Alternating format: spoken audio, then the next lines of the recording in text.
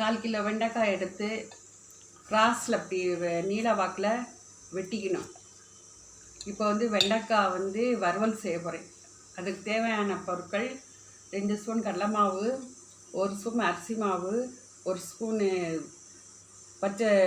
பச்சரிசி மாவு, 1 ஸ்பூன் மிளகாத்தூள், கார்ன்ஃப்ளவர் மாவு 1/2 ஸ்பூன் சேர்த்து எல்லாத்தையும் பிசைஞ்சிட்டு நம்ம உப்பு தேவையான அளவு போடணும். போட்டுட்டு எல்லாத்தையும் பிசைஞ்சிட்டு எண்ணெயில் வறுத்தெடுத்தா வெண்டைக்காய் வறுவல் ரெடி. இப்போ எல்லாத்தையும் போட்டு கலந்து வறுக்க போகிறேன்.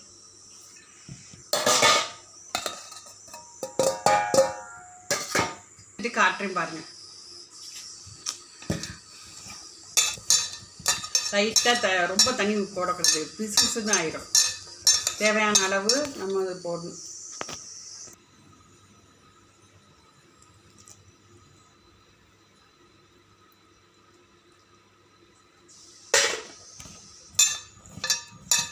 இந்த பைண்டிங்காக இந்த தண்ணி லைட்டாக ஊற்றி எண்ணெயில் வறுத்து எடுத்தால் வெண்டைக்காய் வறுவல் ரெடி.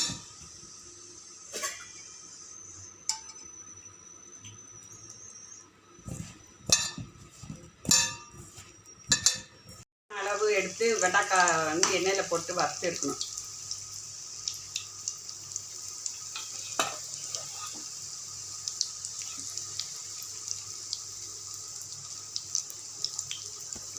வறுத்தாச்சு. இப்போ எடுக்க போகிறேன்.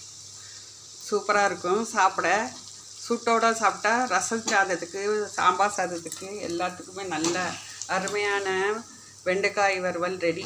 இது செஞ்சு பார்த்து ஷேர் பண்ணி எங்கள் சேனலுக்கு சப்ஸ்கிரைப் பண்ணுங்கள், சப்போர்ட் பண்ணுங்கள், ஃபீட்பேக் கொடுங்க.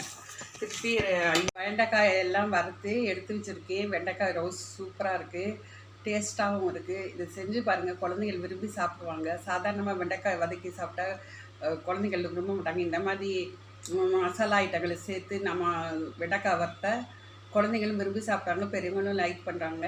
இதை மாதிரி குழந்தைங்களுக்கு வெரைட்டியாக செஞ்சு கொடுத்தா எல்லோரும் விரும்பி சாப்பிடுவாங்க. இதை செஞ்சு பார்த்து ஷேர் பண்ணி எங்கள் சேனலுக்கு சப்ஸ்கிரைப் பண்ணுங்கள், சப்போர்ட் பண்ணுங்கள்.